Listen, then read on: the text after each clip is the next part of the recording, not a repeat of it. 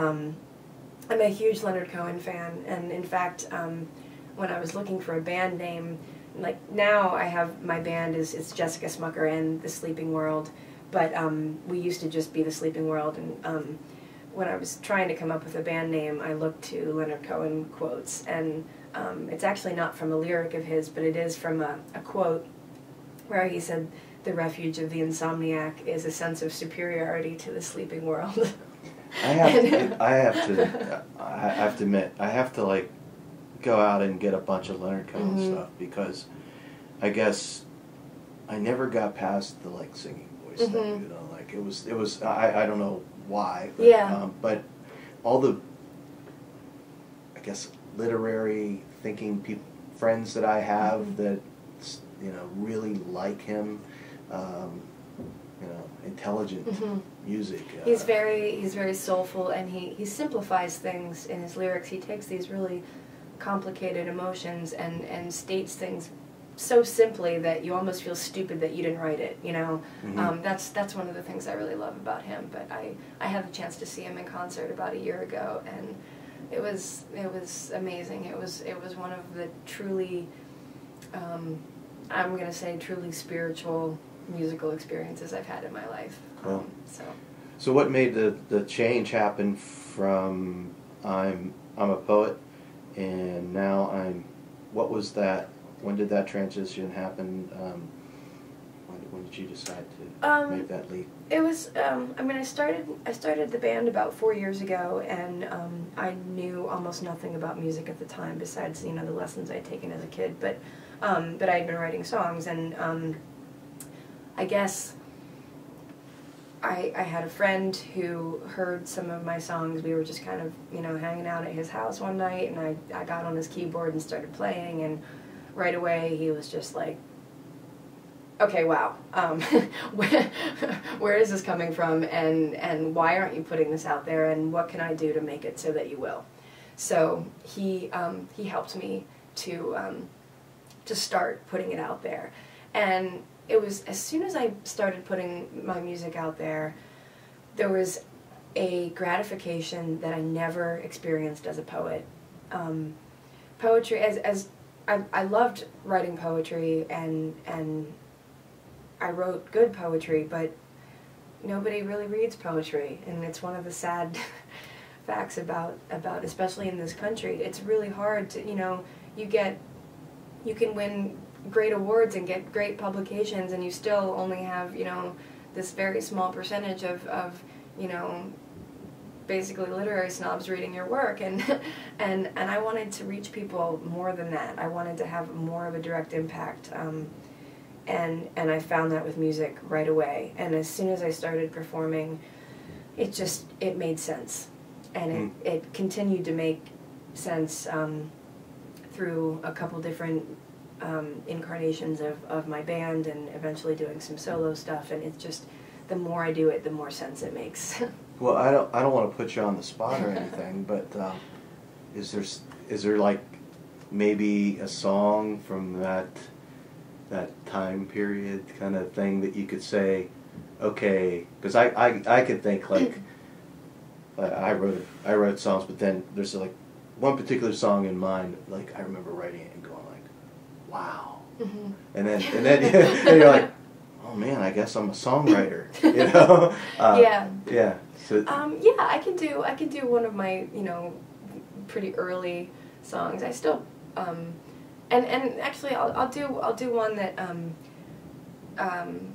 you know, I had mentioned to you before we started this that I come from a pretty religious background. I grew up Mennonite, and a lot of yeah, I saw that on your compilation. I just like after we were down at the Mennonite Artist Project. So yeah, is that how you know Brad Yoder? Because I know he. Yeah, well, I mean, I went to school with. Well, I think he went to Goshen like before I was there. Maybe he didn't go to Goshen. No, he went somewhere else. But yeah, I just there's a Mennonite artist circle that we all kind of know of each other. Wow, it's like a secret society. Yeah. I didn't even know it existed. Yeah, exactly. And it's very there are a lot of them in this area, in Pittsburgh and surrounding area.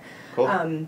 But yeah, and I some of my early songs really dealt with issues that I was having with my church and my religious upbringing, and some of it was taking those things to task and wanting to call people out on stuff that seemed hypocritical to me or seemed, you know, like a bunch of crap, and and then the other part of it was wanting to be reverent and wanting to honor that, and trying to figure out how to, you know, not throw the baby out with the bathwater. But so I'll play you a song that that I wrote very early on that I think is one of my first good songs. In case you just joined us, you're listening to Acoustic Songs Live, and we have Jessica Smucker of Jessica Smucker and the Sleeping World. She was just saying, and what's the name of this tune? It's called Holy Holy. Holy Holy.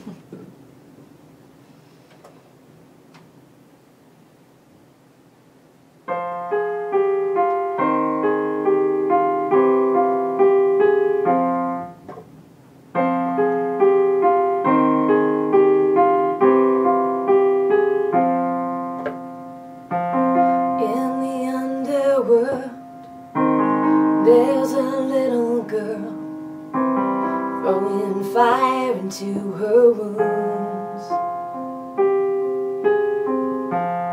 and your God is there, sees that she is scared.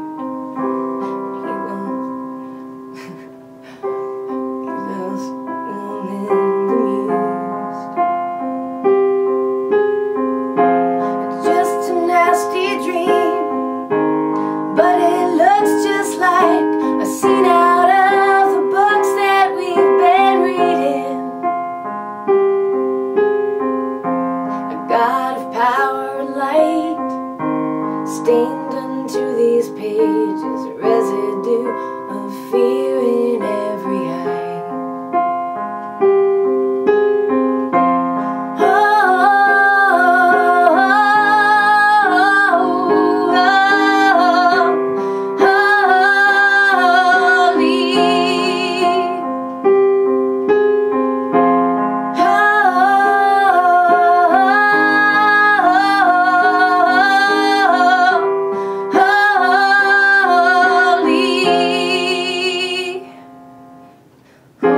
Star of Jesus, who memorized that verse. I started to tell my story, but he had to sell his first.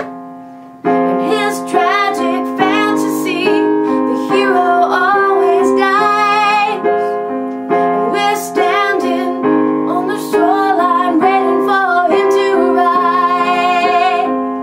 Oh, oh, oh, oh.